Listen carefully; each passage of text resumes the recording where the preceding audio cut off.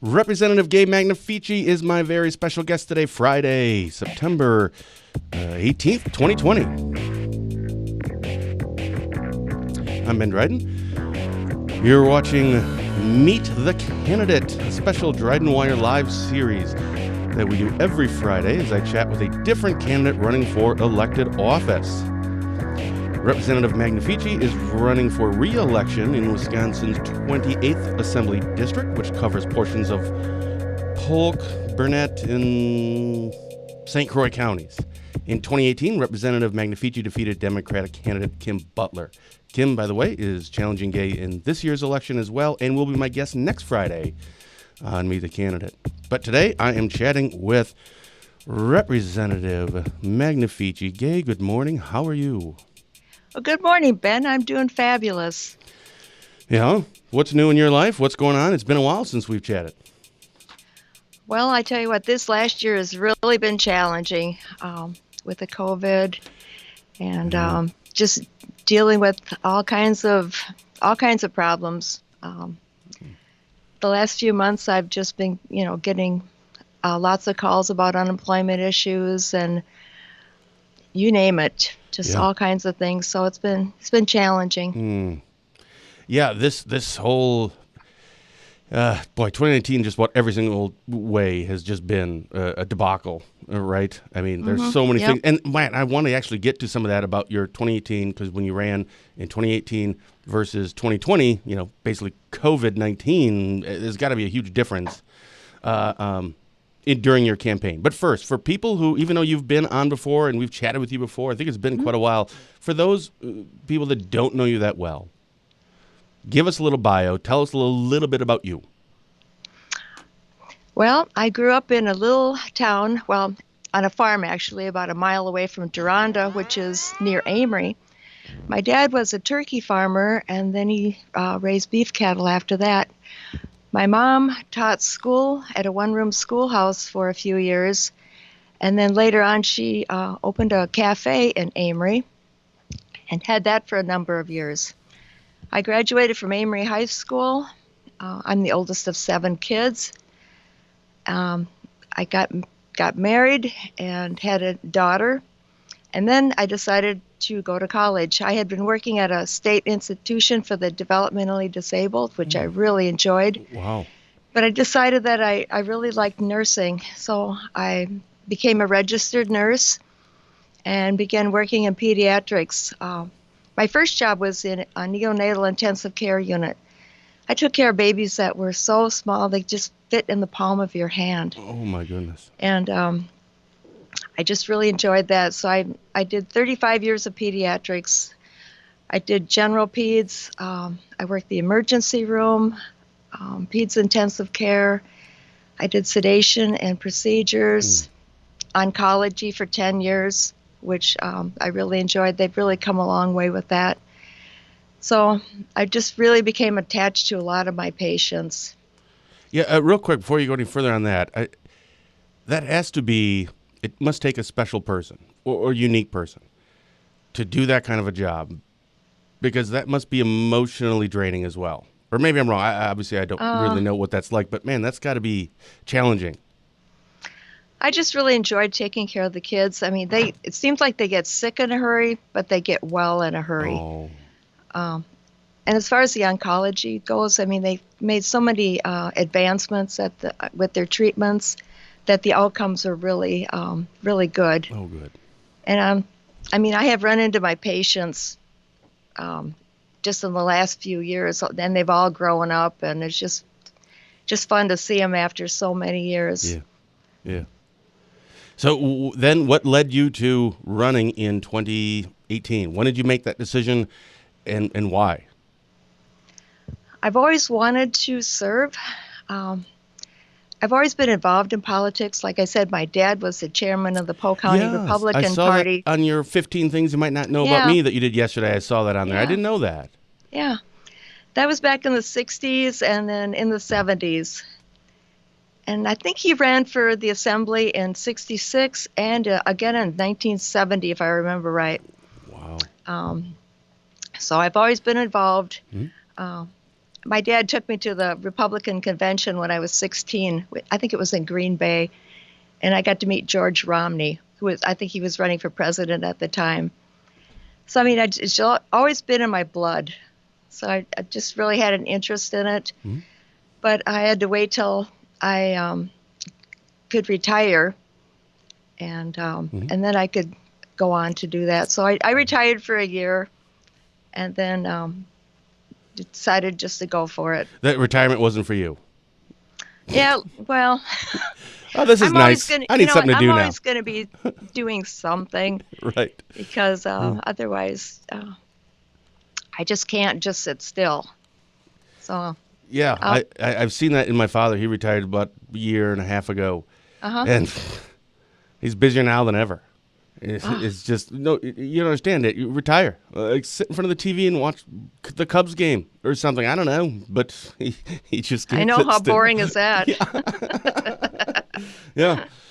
So you won in. So it was 2018. You were running against Kim Butler, who's again running against you this cycle, and I think it was 59-41, and I don't know what's considered a landslide or maybe a convincing win, but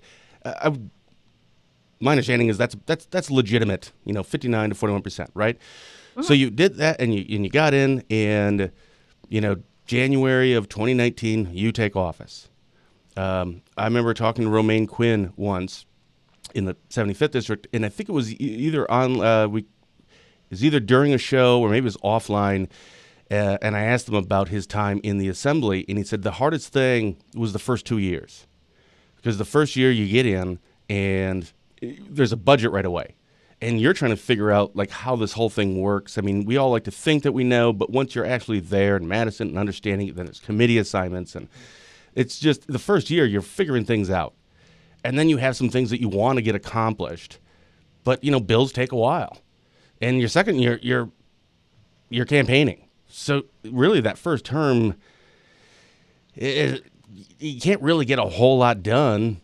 It's really the next term. So in your first, well, you're still in your first term, so it's not even quite 2 years yet.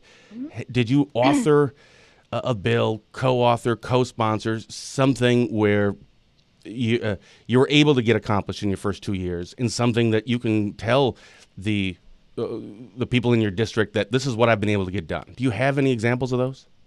I do. I did author a bill, and it's a nurse violence bill. It it makes it a Class H felony to commit battery against a nurse. That had already been in place if you worked in the emergency room. But this just extended it to other parts of hospitals and clinics, that if you knowingly commit battery against a nurse, that would create a Class H felony instead of a misdemeanor. And I worked with the Wisconsin Nurses Association on this bill. It's something that they really wanted too. And until I really started working on this bill, I never really thought about it before. But there is a lot of workplace violence that goes on in hospitals, and you wouldn't think that. I never would have thought that. No. I mean, nurses are there to help people, to take care of people. But there's all kinds of situations, stressful situations that come to be. I know when I was working in the emergency room, there were different things that happened. There were a lot of abuse cases, neglect-based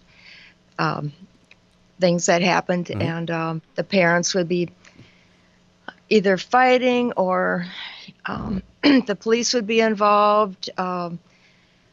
But there were a lot of dangerous situations that came to be, and I never really ever thought about that before until I started working on this. And the bill was passed and signed by Governor Evers last year, so I was just really grateful for that. And he told me that his mom was a nurse, so I thought that was really kind of interesting. Out of curiosity, that the violence against nurses, etc., is it typically from the patient or from family or friends that are there? It can be from anybody, visitors. Like, who would do that? And I mean, like you said, they're here to help you. I know, but I mean, they're either under a lot of stress, or they're just striking out at Sure. anyone. Mm. So, Yeah, and nurses are on the front line right there. So oh they're going yes. to take the brunt of it, unfortunately, maybe even hmm physically. Oh, man. Well, that's a good bill. So yeah, I was just really proud of that to Yeah. be able to have. I mean, a lot of times your first term, you're not even fortunate enough to get a bill through and get it signed. Right. And actually, that's why I was a little, not But surprised, but that's why I kind of mhm, preface this with Remain said, boy, that first 2 years, it's really, again, there's so many factors. You're learning it, and it takes a while for it to, this, and then get co-sponsors, and then go through, and then get approved, and then the governor has to sign it. I've seen Schoolhouse Rocks. I know how bills get done, and it doesn't happen overnight. So that's pretty. Was there any other bill that you were a part of, or something that during I your had a time? couple other ones that are some minor things that bills that I authored and passed. One had to do with it was just a fix on emissions testing for like the Polaris slingshot. What's that? That The that bill snowmobile? it's one of those 3-cycle motorcycle Oh, okay. things. So that was another one. So, but I've Sure. got a couple sitting in the Senate right Oh. now, waiting to Can you say what get those are? through. Pardon? Can you say what those are? Yeah, one has to do with transparency for school budgets, and the other one has to do with camp nurses being able nurses from Minnesota to come over here and volunteer Sure. at camps for kids. I know there's a lot of my friends that do that. They'll just go to like an oncology camp or an epilepsy camp, volunteer for a week, just volunteer their services, and it has to do with licensing. So that did pass the assembly, so that's sitting in the Senate now too. Sure. When bills come across, those memos get sent out for hmm seeking sponsorships Uh-huh. or co-authorships, etc. Or I don't know if those get sent out for co-authorships. I don't remember that part. But were there any that came across your the proverbial desk or your desk down in Madison that you saw and were like, yeah, no freaking way am I going to be a part of this? Did any of those stand out to you? Or do they just not I send those mean, out to people that they don't think would want to support it to oh, begin they with? they send out everything. Okay. So I mean, there's tons of bills to look at, and I mean, I really can't think of anything right offhand. I mean, anything that's going to increase taxes, I'm not going to vote for. Sure. So, Yeah. No, I think there's a lot of because people that would appreciate that. I believe in a smaller, more efficient government, and When anything that's going to increase that, I don't approve of. Sure. When you are not in Madison, obviously, I think most of us realize that when you're not in Madison, it's not like you're not working. A lot of us, we go to work, we punch out, we go hmm home. Going to Madison, it's not like you're punching in. It's just that's where you're working that day or that week if you have things to get done there. But you don't really get to punch out and go home. When you're at home, you're still working a number of different ways. But when you do go out and about, and we'll get into like how the challenging the COVID thing is when it comes to campaigning, what are the Right. most frequently asked questions that you get from going around your district? Well, this past year, it has to do with all the businesses that were shut down. I spent many, many days and hours just talking to people about how to safely reopen their business. And um, I mean, a lot of these people, their business was closed, their doors were closed, and they didn't know if they were going to be reopening them or not. But I talked to people on the phone, I went to their businesses, we talked there, and just dealing with issues like that. So, Hmm. but yeah, I mean, I've been very busy this last year. Mm. You had said that Evers had signed that bill that you were talking about earlier that you hmm were part of, and then sounds like you must have had a conversation with him when he had said that his mother Yeah. was in. I'm sorry, I forget what you said. Nurse. Yep, she was a nurse. Right, Uh-huh. right. Um, taking the politics out of this completely. Have you had multiple chances to speak with Evers, and just from a person, just a human being to a human being, what was that like? He just seems like a very nice man. I mean, we totally disagree on policies, but he was very nice to me. Mm. Well, then, of course, I have to ask the follow-up there. Now, the politics part. Obviously, with the safe at home and then the mask mandate, Uh-huh. etc. And it's easy to play Monday morning quarterback. But you Right. were in the legislature. You were a part of all of this. When this was all happening, did you feel that you were being well informed? Did you agree with the things that he did? Was there a little, okay, we're going to give him a Uh, little slack on some of this here, but then it just got carried away? What were your thoughts about all that? my thoughts were that he would say that he wasn't going to do something, then a couple days later he actually did it. He wasn't going to shut down the state. 2 days later he shuts down the Yeah. state. So things like that, it's there's no warning. Yeah. So Would I you, was if you were advising, like say uh, well, we'll use the most recent one, the mask mandate, because we're still in that. Would you have Mhm. supported that? Do you support the mask mandate? I do not. I mean, Because I've always said it should be a regional approach. mm, I mean, if you feel like you need to wear a mask, you want to wear a mask, you should wear a mask. mhm. But I don't think it should be mandated. Because I think I think it's unconstitutional. sure. What do you think is going to happen? Isn't that up on the 20? Let's The see what 28th. 20 is. So in 10 days that'll be up. Mhm. I think most people think some word will come out about something before the 28th. I don't think we won't hear anything in the next 10 days. Uh-huh. If I don't know what that is going to be. If it's an announcement, this is what we're going to try to do. I have no clue. But do you think something will be announced or at least told this is what we're hoping to do by the 28th? Or do you think this is just going to come and go and, okay, we're finished, 28th, done? I'm not sure what's going to happen. I don't know if he'll try to extend it, Yeah. but he cannot extend it without the approval of the legislature. But as far as businesses that want to enforce that, I think that's their right. A private business should be able to do what they want. If they want you to wear a mask so that you feel safe to come into their business, Mhm. then by all means do it. Yeah. That's your right. Yeah, I So see. I don't know. We'll just have to see what's going to happen. Yeah. I haven't heard anything. I haven't either, and that's just it. I think we might, and that's just my Mhm. guess. I don't think we're gonna. If there is going to be a decision or an idea or a possibility of something happening, an extension or something else. It might be I- something else. Yeah, I just don't think we're gonna. I think we'll hear about that before the 28th. hmm I don't know. I'm not sure he had the authority to do that, but Yeah, we'll see. yeah. So this we kind of touched on this right at the beginning.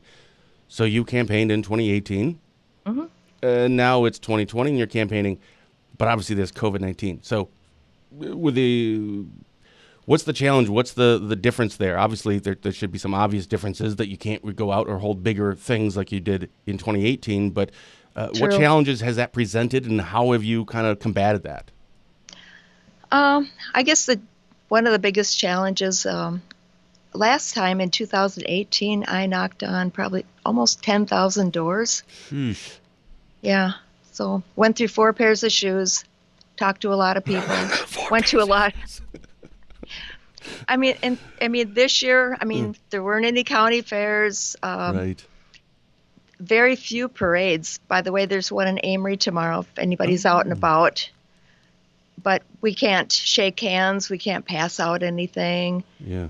Basically, you're just walking down the street and waving at people. So, but that's my hometown, and I've always loved that parade. Yeah. You know, I used to play in the Amory High School band, and we always Ooh. marched in that parade. So, What did you play? clarinet. Clarinet. I played I trombone. still have it too. Oh, really? Yep. Do you still play it? Yeah. Yeah, that's right. You still do music. What is that? Tell.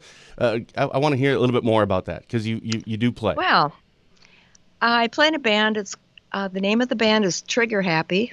We play country music. I love it. What a great name. They've been around a long time. I've known these guys for probably 40 years at least. And so I like to sing Patsy Cline. She's my favorite.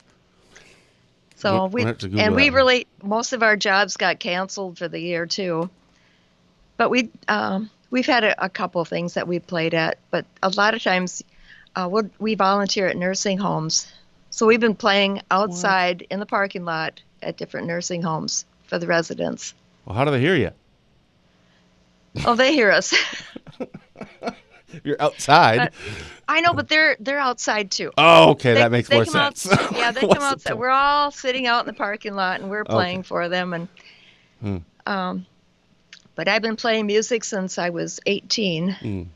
I started playing in a just me and another guy doing jobs at Holiday Inns. I played 6 nights a week at a Holiday Inn, and it just went on for there. So I've been playing for 50 years. Oh my goodness! And I know. you're not getting ready to shut that down anytime soon?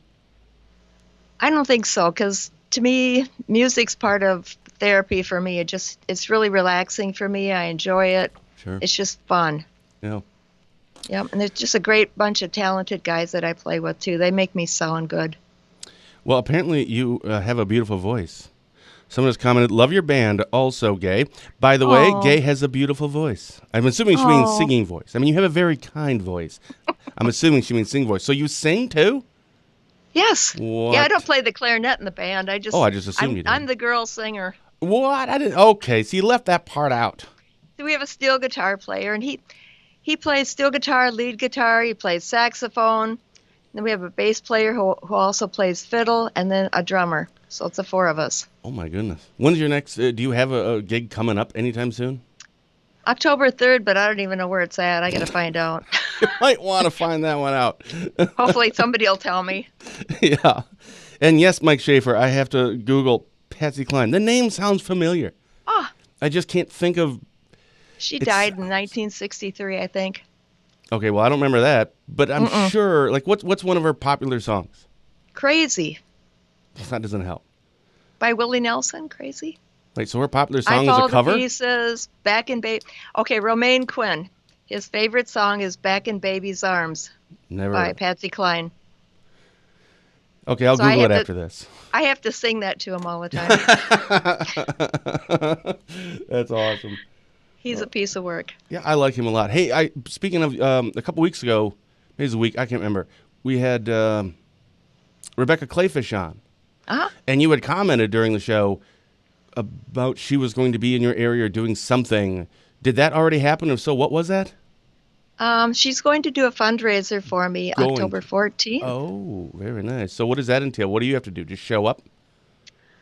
No, I have to arrange everything. So, Oh, yeah. so she's the one that just shows up. you have to do all the She's- work. She is awesome. Yeah, she was great. She is so nice. Yeah, yeah.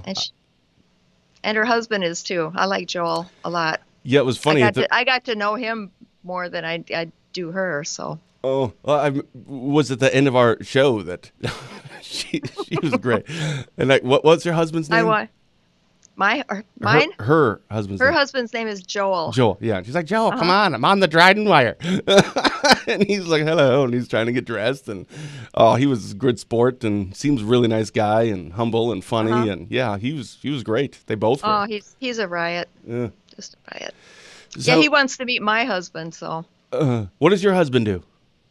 he has his own business. He's installs irrigation for residential and commercial.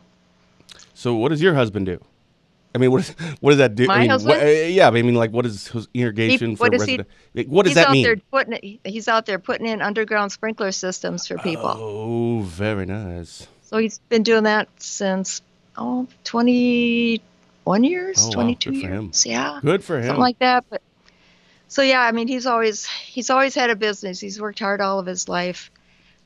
Like I said, we used to compare poverty stories. You know, who grew up the poorest, and then he starts telling. Well, he wound up at an orphanage when he was 9. Okay, so then he's always playing the orphan card. That's a good card to play.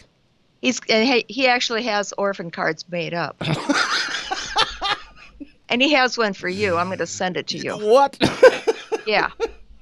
Because I every time he'd start talking about that, we'd be, comparing stories, how I grew up. Because we, like I said, we didn't have a furnace in our house. We didn't have any insulation. The roof leaked. Sure. Outside toilet till I was 10, things like that. Then he starts playing the orphan cards. So the one day, you know, we were talking about it with another couple, and he pulls out this card and throws it at me. I'm looking at the orphan card. I thought, are you kidding me? So yeah. That's awesome. First of all, Mhm. I don't know what it's like being an orphan, and I'm sure there's a lot of challenges there. But no indoor plumbing until 10. I don't Nope. know. I kind of feel like I would take being an orphan over, no indoor plumbing, because That's like what of I all said. the You had inventions, running water, your yeah, roof wasn't leaking. yeah, I can deal with all that. Right. But the indoor plumbing or not having that, I'm not kidding. I think that may be one of the few things I don't think I could live without. Oh, I Nope. know. It was a big deal when we got indoor plumbing. Wait, so you'd wake up at 2 in the morning in Yeah. the middle of the winter and you have to Yeah. use the restroom. You put on your clothes and jacket and go outside? Yeah. That is insane. What did your parents do for a living? Well, my dad, like I Oh, yeah. said, yeah, he was a farmer. We lived on a farm, so You need to start farming faster. I, but everybody around us, I mean, wasn't any better off. Yeah. We didn't know any better. And you know what? I wouldn't change a thing. Why? I had a great childhood. Yeah. We didn't even have to leave the farm to do anything. Mhm. We had a river, well, was it like a creek that ran through our farm, and in the summertime, we'd be down there swimming. We didn't have of course, we didn't have air conditioning either. So summertime, it'd be really hot. We'd run down, jump in the river, and then go back up to the house, just anything to cool off. Yeah. Or in the wintertime, we'd be down there ice skating and playing hockey. And so we didn't have to leave the farm to do anything. I was, like I said, I was the oldest of 7 kids. So we didn't really get to go anywhere in the summertime. Well, it sounds like But you it basically was had a great. real life Little House on the Prairie. That's what it was. It was great. I wouldn't change a thing. Now, We were hey, happy. where can people go to find out more about you? Usually I have that stuff Well, written down, but I couldn't find it this morning. I'm assuming you have a website, but I know for sure you have a Facebook page for the I do, assembly. yes. Yep. So check out my Facebook page. You can just sure. Google me. It'll all come up. So I hope so. Huh. MagnaficiForAssembly.com. And Yeah. please check me out. So going back to the politics stuff or your campaign, with the winning what you did, 59-41 in 2018, this time around it is a presidential election cycle.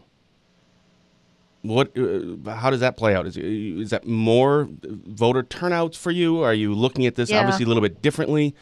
And if so, what are you kind of thinking is going to happen? Well, I think more voters are going to turn out this election cycle just because it's a presidential election. Right. They usually do. And either they love Trump or they hate Trump. There's nothing in the middle that I've found. Yeah, he's pretty polarizing. Oh, yeah. So we'll just see who turns out, who's more excited to vote for their candidate. Yeah. But I mean, everywhere you go, I'm seeing some Biden signs now too. So Nice. we'll see. Yeah. Yeah, and if there is that growing sentiment that a vote for Biden is just a vote not for Trump, which that's perfectly fine. I don't care how people vote. Yeah. Vote however you want. Flip a coin if you want. I don't care. That's their choice. Yeah. They can vote however they want. So for the people that voted for you in 2018, why should they vote for you again? Because I will listen to everyone who contacts my office. I have tried to bring up bills that will help solve the problems of the 28th district. I'm really interested in helping businesses get back up to speed to where they were before COVID. So yeah. And what would you tell the people that didn't vote for you in 2018? Why should they maybe consider voting for you this November?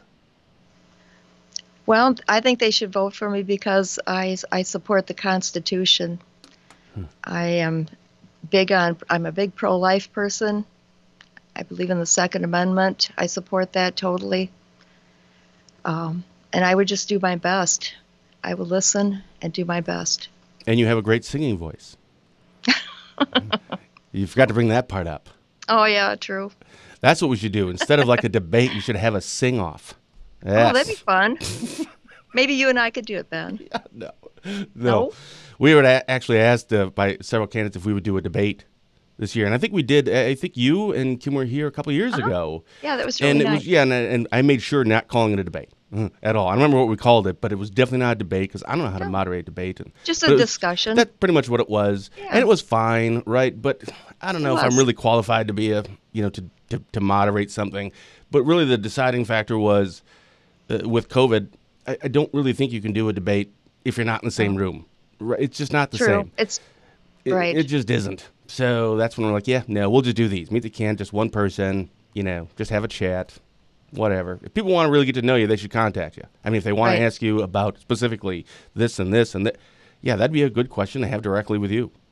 Mm-hmm. Are you planning any like Facebook Q&A type things? Or maybe you've already done some? I haven't planned anything yet, but I'm looking into that, though. Yeah. Wouldn't be a bad idea. I mean, I think it's a great idea. Sweet. All right. What else do you want to talk about that we didn't get a chance to? Well, I